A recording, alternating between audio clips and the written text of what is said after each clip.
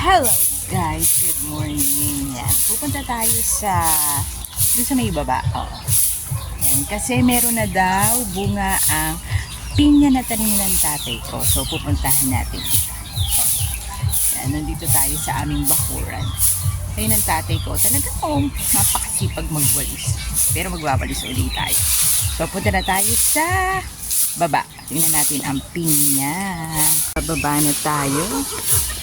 Yan yung mga alaga namin, bibe, manok. Ayan.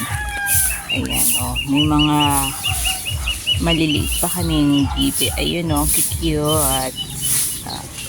Tingnan na natin yung pinya. So, bababa tayo dun. Ayan po. Sana hindi ako habulin ng mga bibeng ito. Ayan.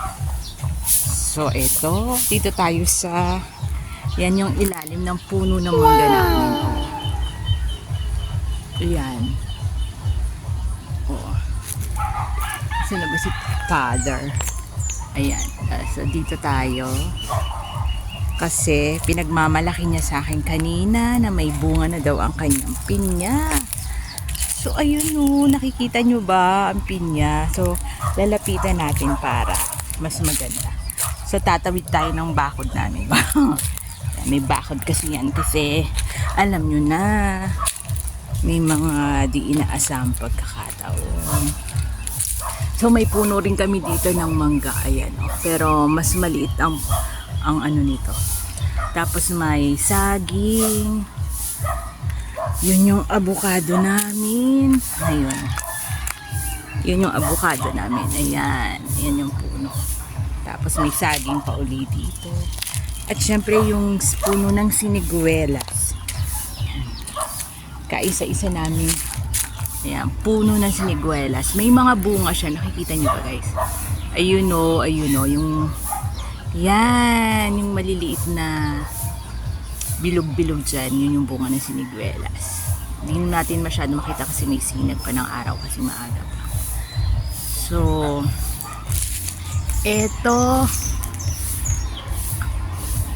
may puno pa kami dito ng chiko. Ayan. Diba? Dahil mga paninim ni tatay. Syempre, ang pinaka-latest balita. Ayan. Wow! Ang tanim niyang pinya. Hindi ko sa katakalain na magkakaroon ng bunga tong pinya ni tatay. Yes! Diba? Ganito pala ang bunga ng pinya. Kapag yung akala ko nakabaon sa lupa. What? Yun pala, yun yung pinakapuno niya, yun sa baba. Tapos nakaano sa taas. Ayan At syempre, hindi lang isa yan. Marami pa guys. Ayan. Dalawa. Tapos meron pa. Ayun, ang cute. Tatlo. At syempre yun sa dulo. Apat. Meron kaming apat na pinya. Yehey. So yan ay syempre aalagaan natin. Alaga ni tatay sa dilig. Hindi ko sa katakalain pamunga pala ng ganito. Ang init kasi ng panahon ngayon, di ba? Kaya parang imposibleng magbunga. Pero dahil matyaga si tatay magdilig, ayan, meron ng bunga yung kanyang pinya.